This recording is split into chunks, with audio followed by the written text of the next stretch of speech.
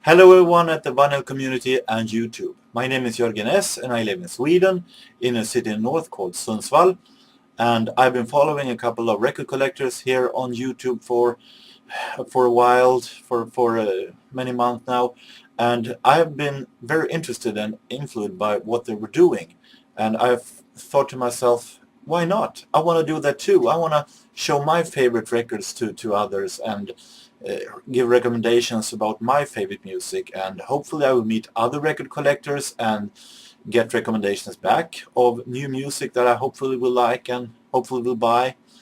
And I have two blogs and a web page, all in Swedish. I have a blog called Stafflin's Skivguide where I write about my favorite records and give recommendations, and I also have a web page about the 80s called Retrogalaxen where I write about 80s music, 80s, what was in the news in the 80s, 80s media, television, radio in Sweden. And I'm what you might call maybe unusual record collector because I collect mainly for the music on the records. Uh, if I find a special release or an odd edition of it, of an album, I get happy and I buy it, but it's definitely not something that I'm searching for. Uh, I want the music on it, but the special editions and so on comes in maybe third or fourth hand. Uh, so what kind of music will you find here in my clips here on YouTube? Well, it's easier to describe what I don't like than what I do like, because I like so many different kind of music styles. I've been influenced by so much different kind of music during my life. But I will give you a little example of music that I like and that I will show here in my clips at the vinyl community. First of all, we have the music style here that been following me since I was 11 years old and that I listen very much to and that I have many records of. And I'm talking about jazz music.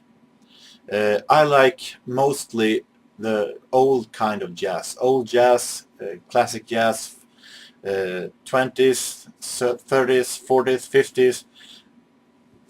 Those newer kind of jazz like free jazz, avant-garde jazz, hard bop, it's not my kind of style. I want a rhythm, I want a swing, and I want a clear melody. And I like what Duke Ellington once said, it don't mean a thing if it ain't got a swing. That's a little my kind of jazz. And this one is a musician that I like very much. This is Lester Young and his album Master Takes with Earl Warren and Johnny Guarnieri. Johnny Guarnieri, very underestimated jazz pianist. This is an album that I bought in Stockholm a couple of years ago. Fantastic, great album with many great musicians, and I really like the parts, the recordings that are from 1959 with young, hungry, relatively unknown musicians with Lester Young that definitely has the joy of playing jazz, especially in the song Crazy Over Jay-Z. Here is another jazz musician that I like very much. This is Oscar Peterson and his album Oscar's Choice from 1974 with Herb Ellis, Sam Jones, Bob Dylan, Milt Jackson, Ray Brown, and so on. I like Oscar Peterson very much because he can play the most. He can play bebop music, he can play swing, and he does it very amazing with a fantastic style. I really like this pianist. There was a time when I had trouble finding good LPs or CDs with jazz music. What I found was mainly compilations with songs that I've been hearing over and over again. I'm talking about Artie Shaw, Begin the Begin, Satin Doll with Duke Ellington, and so on, and that I actually was kind of bored of. So I thought to myself, what should I do to actually find good jazz? And maybe I should go back to its original form. Maybe I should start buying 7 to 8 RPMs with jazz music. And I did that, and I don't have a big collection. I have around 150 7 to 8 RPM records, and I also have around 50 classical 78 RPM, but the jazz records are the one who is growing the most. And a friend of mine and I was sitting a couple of months ago talking about how hard it was to find Lenny Tristano albums on here in Sweden, because Lenny Tristano is a jazz pianist that I really love.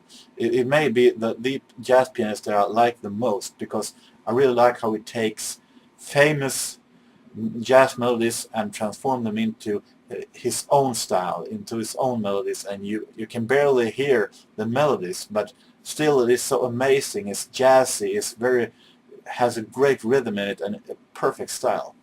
And we were talking about how hard it was to find Lenny Tristano albums, but even harder to find 78 RPMs with Lenny Tristano. And I said that I would be very happy if I found just one Lenny Tristano 78 RPM. And guess how happy I was when I, in a second-hand store here in Sundsvall, found this one. A 78 RPM with Lenny Tristano Quintet playing Subconsciously, with Lee Konitz and Arnold Fishkin, Billy Bauer and Charlemagne, and of course Lenny Tristano himself on piano. On the other side it is a very cool song called Judy, which was composed by Lenny Tristano with Lenny Tristano Quartet. And I was very happy and proud when I found this one. This is a release on Gazelle, and it's not an original release, but I don't care about this. I think actually this is something that I'm very happy to find, and I definitely love to listen to. Moving on to another style that has been following me for quite some time, for entire 90s, but has been growing very much lately, and that is the soul music. I love soul music very much, American, British, Swedish soul music, but I think I have most of American soul music albums. I like 80s soul music albums with Johnny Gill and with Janet Jackson very much. I like 90s soul music. Those aren't too influenced by hip-hop, but recent years I have also began to discover a big fascination for 70s soul music, and I've been getting to collect that one also. I like Marvin Gaye, I like Curtin Mayfield, Earth, Wind & Fire, and I also like this guy.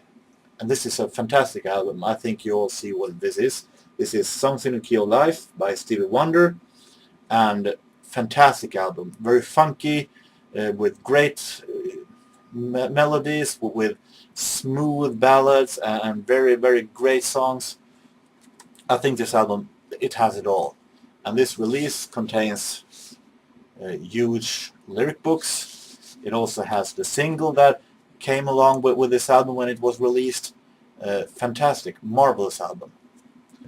And from 70s soul, the jump is not too big to 70s pop, something that is very new to me. Something that I've been start listening to just the recent years. I like this smoother 70s pop music, like America, like the Carpenters, like Steely Dan. I like that very, very much, and I'm going to show you a little examples.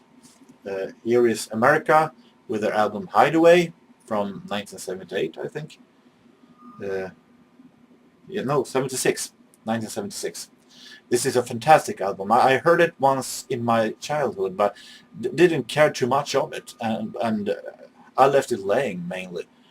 But last year I decided I'm going to give this another chance, and I'm glad I did, because when I heard it, was fantastic album.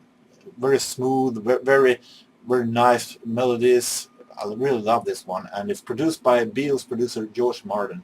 And even though I'm not a big Beatles fan, but I really liked how you can hear some of the Beatles in the edges of the production that George Martin has did.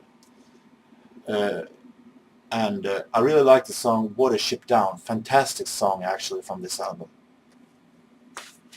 Here is another example of a band I like. This is Chicago, and I like them no matter what era we're talking about. I like their more jazz rocky 60s. I like their more jazz, poppy, smoothie 70s. I like their more of power ballad styles in the 80s. I like Peter Cetera's voice very much.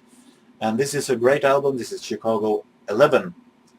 And the song Baby What a Big Surprise, that was a huge hit from this album. Great band, great album.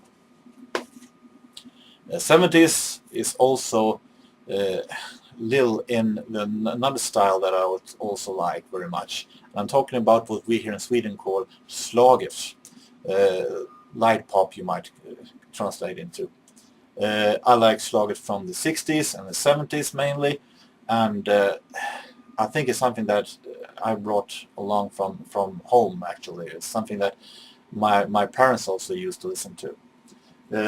This one is an artist that I like very much. We're talking about Gunnar Wiklund with the album Det bästa som hänt mig är du from 1965, I think. This is a fantastic, good album, very smooth, very relaxing. I really like this one a lot, and I like his voice. He has a very deep and clear voice, and this contains one of his hits. It's a Swedish version of Don't Go Near to the Indians, in Sweden called Akta dig för indianerna. As you can see here in the back, there's also one thing that I collect very much, and that is 7-inch singles. I like, it's something that has been with me since childhood, I think. I like the idea of you're hearing a song that you like very much, and you want this song in its own little release. Just that song with another song on the other side that most of the times aren't even on any album. And I have, as you can see, very much 7-inch singles, and most of them are in the style of the 80s music, and I will come back to that later. But I also have many 7-inch singles with slagers from 60s and the 70s. And here is a singer that I like very much. This is Stefan Rydén, a very sadly forgotten 70s slager singer. This is Ave Maria No Morrow, and on the other side, Vår kärlek flyr. I have a couple of albums with Stefan Rydén. Really great singer. Another thing that I also collect is Swedish comedies and Swedish comedians. Classical Swedish comedians from all the way back from the 40s, 50s, and 60s and 70s. I like Sten-Åke Cederhök, Lars Ekborg, one of my favorites. I like Stig Järrel and Carl Gustaf Lindstedt, and maybe most of all these guys, Hasse och Tage. I really like their shows. I really like their comedy stuff. It's filled with satire that is mainly done for Swedish society of the 60s, but some things that they have done actually also works with the society, how it looks in today actually. It still feels fresh in some form. I definitely like their songs also. Very, very hysterically funny, and especially I like Hans Alfredsson when he does his improvisations as Lindemann. I have many records with Lindemann. I'm going to show them in a later clip also. This is my favorite show with Hasse och Tage. This is Lådan with Tage Danielsson, Hasse Alfredsson, Gösta Ekman, and his then wife Fatima Ekman. Little ensemble with great comedians who does a big show. Very, very great show and great album. And now we're coming to something that if you're asking people who knows me here in Sundsvall and asking what kind of music style do you connect with JörgenS, they most likely will say the 80s music. It's something that has been in my heart ever since the 80s ended in 1989, and I like the 80s music that was popular back then on the hit charts. I like Indies rock from the 80s. I like very much Swedish singer-songwriters from the 80s. Peter Lemark, a huge favorite I'm going to show in later clips, Eldkvarn, Freda, and so on. And I very much like synthesizer music from the 80s. New wave music like OMD, Human League, like Ultravox, and so on. I have a huge huge deal of a record from the new wave era of the 80s. Let me show you a little example. This is a British band Talk Talk, a band that I like very, very much. I like his voice. I like the productions that they're having, the synthesizers, very smooth, very relaxing synthesizer music. And this is their debut album, The Party's Over, from 1982. A little strange calling their debut album The Party's Over. I really like their hit songs. I like It's My Life. I like Dum Dum Girls. I think I have all of their albums. Fantastic, marvelous band. Another band from the new wave era that isn't from Britain but another part of Europe, from France. This is And Shin and their album Le Peril Jaune, or something like that. My French is a little rusty. This is a great album, great produced. I like Nicolas Sirkse's voice. I definitely like this band a lot. They make very unusual melodies but have fantastic productions. Especially I like on this one the hit single Cowbong, and I also like the song Miss Paramount, fantastic song. And the Shin, great band. I talked about British Indies rock also, and here's a band that I very much like. This is The Alarm from Scotland with their live album Electric Folklore. I bought this one on a record fair a couple of years ago. Fantastic live album, rocky, heavy. I like the singer Mike Peters' voice. Fantastic, marvelous band with a great concert. And we're talking about Great Britain and synthesizer music, of course. This is a band this may be the band that I like the most, Depeche Mode. I think I have almost every album that they have. It's a band that's been following me ever since 1985 and until this date, and no matter what they're doing, I think that they're awesome. I really like Martin Gore's music. I like Dave Gahan's voice. And this is Music for the Masses from 1987, a classic. Most Depeche Mode fans rate this as one of their absolute best albums. You're definitely going to see very much Depeche Mode in my clips. As I said before, much of the singles that you see in the back are 7-inch singles with 80s music. And little examples.